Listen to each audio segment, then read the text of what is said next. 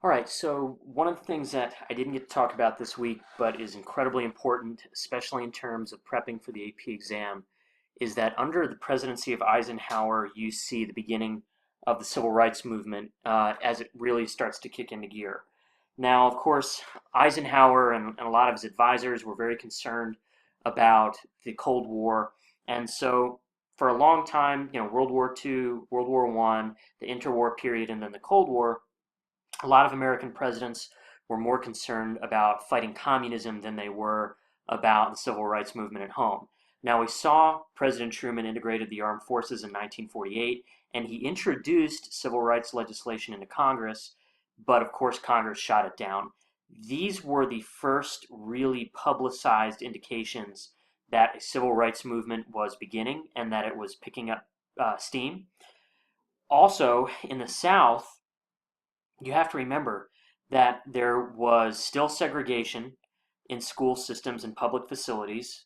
There were also voting by poll tax laws, literacy tests. You had the grandfather clause, which kept some people from voting. And the Ku Klux Klan and other groups were still pretty active in terms of intimidating people and keeping them from participating in politics. So, what we're going to talk about is kind of the emergence of this movement and how it starts to pick up steam in the 1950s, and of course, will lead to a much larger active movement that will have success in the 1960s. So, first off, what we're looking at here is that black migration from the South, and remember, we talked when farms began to get mechanized, sharecroppers were out of jobs. Most sharecroppers were black. And so they ended up going to more urbanized areas, cities, mostly in the north. And they were getting to places where now what they could do is vote, they could run for office. And so what we're seeing here is, first off, blacks are starting to get more organized. They're being able to get into politics, get positions of influence, and so there's going to be a structure that's going to be put in place that's going to allow them to combat segregation in the South. You're also going to see black protests begin in the 1950s. Essentially, they're just sick and tired of it, and so they're going to start to hold protests. You'll see them, do sit-ins and things like that, which we're going to talk about a little more. Um, you're also going to see that the NAACP is going to be taking major legal action in the 1950s, and probably the most important battle that they're able to win is Brown versus Board of Education in 1954. And what you see are NAACP lawyers led by Thurgood Marshall, and what they're going to do is they're going to argue that segregation of black children in public schools is unconstitutional because it violated the 14th Amendment, which is equal protection of the laws. And so what happens is the Supreme Court agrees with Marshall, overturns Plessy versus Ferguson, and ends segregation in schools. Now, the Chief Justice, this is very important, we'll talk about it more when we get to Kennedy. The Chief Justice of the Supreme Court during this time is a guy named Earl Warren. And during his tenure, it's called the Warren Court. Earl Warren and the Warren Court is probably the most liberal that the Supreme Court has been and was. And pretty much most of their decisions, very loose interpretation of the Constitution. A lot of cases will be made protecting American civil liberties. You'll have the Miranda case that will also be decided under them, and you'll have Roe versus Wade. And so a lot of cases coming out under the Warren Court are very important. So make sure that you understand that the Warren Court, very liberal decisions. Also, with Brown versus Board of Education, what they state is that separate facilities were unequal, because you had the old kind of rundown schools given to blacks and the newer, nicer schools were given to the white students in the South. And they also said that basically this needs to end very quickly.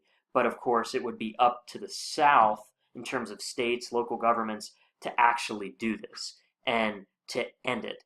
Now, Eisenhower, he was pressured, he felt pressured to act here because he had to enforce this decision. But what he does is he kind of backs off. He doesn't want to rock the boat too much. He doesn't want to anger the South too much. And so you're going to see Eisenhower back off of enforcing Brown, which pretty much emboldens the South. The South says, well, hey, look, the President of the United States isn't going to even enforce this thing, so why should we enforce this thing? And so desegregation of schools is going to take a very long time, and the South is going to resist the entire way. In 1957, the whole situation kind of comes to a head in Little Rock, Arkansas. And what happens is the governor, a guy by the name of Orville Fabius, orders a National Guard to block 9 black students from entering Central High School. Pretty much you got guys with rifles and helmets and uniforms standing in front of the doors, and they're not letting these students in. Eisenhower, who had said, well, I'm just going to kind of sit on the sidelines, he then understands I can't. In order for this to actually happen, I'm going to have to intervene. And Eisenhower orders in federal troops to stand guard in Little Rock and protect the black students and pretty much escort them into the school itself.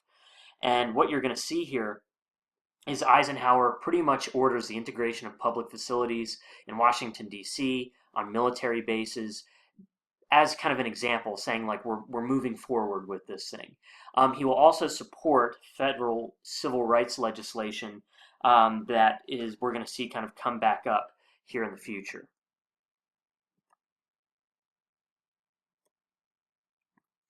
The other big event that we're seeing here is the Montgomery bus boycotts, and we're going to start to see an organized mass protest by Martin Luther King Jr. And the 1950s and 60s civil rights movement is very important because it's different than what we have seen so far in terms of black activism. The reason it's different is because it's huge.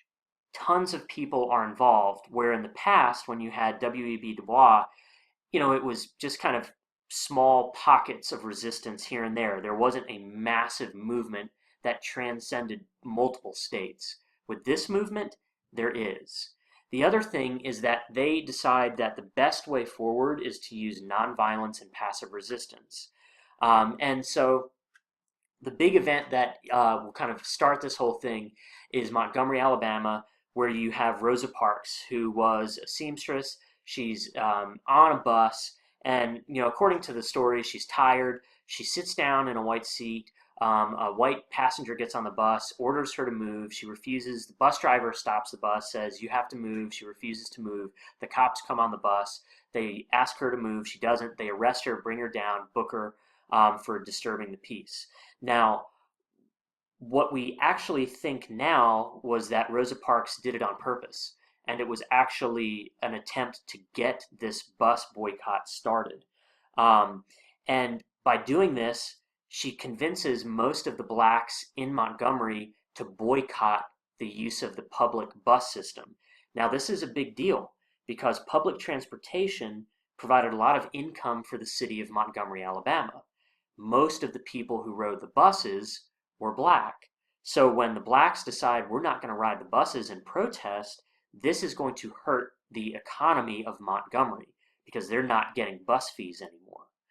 And so this is important because what they do is they figure out, well, hit them in the wallet, hit them financially, and this will kind of get them to do something. And so what we'll also see is that this movement, this bus boycott, attracts the attention of Martin Luther King Jr., who was a pastor at a Baptist church. And the Montgomery Improvement Association is the one organizing this thing, and Martin Luther King comes in to help them and lead this boycott. And the Supreme Court steps in, decided that Alabama state and local segregation laws were unconstitutional, and that they had to pretty much go ahead and end the segregation in kind of the public transportation system. And there's Rosa Parks with her mugshot and a bus from Montgomery, Alabama during the protest, and you can see there's pretty much nobody on the bus. In January of 1957, Martin Luther King Jr. and a large number of black clergy get together and they begin coordinating local protests in their home cities and towns against segregation and disenfranchisement. So this is, once again, the big difference here in the 50s and 60s is that it's organized. large numbers of people, but it's all throughout the South. I mean, they're making sure that their movement is unified. King is chosen to lead a group known as the Southern Christian Leadership Conference. And this group is the one that's helping coordinate these local protests. And he becomes kind of the figurehead of the civil rights movement in the late 1950s. Um, there will also be some women involved, like Ella Baker, who will help organize boycotts and sit ins and things like that. You'll also see that there's going to be a number of other boycotts. So, for instance, in North Carolina, in 1960 in Greensboro, there's going to be sit ins at diners, Woolworths. They had like soda fountains and they would not serve black students. So, what ends up happening, black students and white students would go into Woolworths. They would sit down at the counter and pretty much refuse to leave until they were served. And you can see, and I think in the next chapter we're going to talk about it. You'll see photographs of students like pouring milkshakes like on them, and spitting on them and yelling at them as they kind of sit there in these stools before cops would come in and remove them. The other thing that I think this chapter that you read mentions is Emmett Till, and the case of Emmett Till is it's pretty nasty. Emmett Till is a black boy who travels down into the South. His mom warns him to be very careful, and be careful what you say, how you act, because she keeps telling him, you've spent most of your life in the North and you don't know what it's like in the South in terms of kind of the racism. And Emmett Till whistles at a white woman in a store. And what happens is word gets back to her husband that this little black boy whistled at a white woman, which was a big no-no in the South.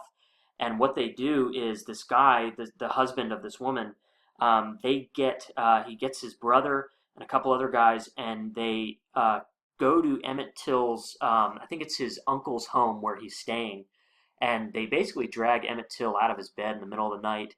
They take him back to their farm, and they torture him, and then they shoot him through the head, and then they tie him to a cotton gin fan, and they chuck it in a river. And the only way that they find out what actually happened to him, because they know he's missing, and his family is like, where is he? These two, it's a guy and I think his son. They're fishing, and they end up seeing the body. It's basically been pushed up against a tree that's fallen in this river. And what happens is Emmett Till's mom, when she gets the body, it's so disfigured and beaten that, of course, everyone says, well, you got to have a closed casket funeral. She brings the body back into the North, and she has an open casket funeral so people can see what happened to her son and how badly he was beaten and tortured. And that also sends shockwaves throughout the country in terms of making the country aware that racism and violence was still alive and well in the South, even after you start to see these laws being passed to desegregate.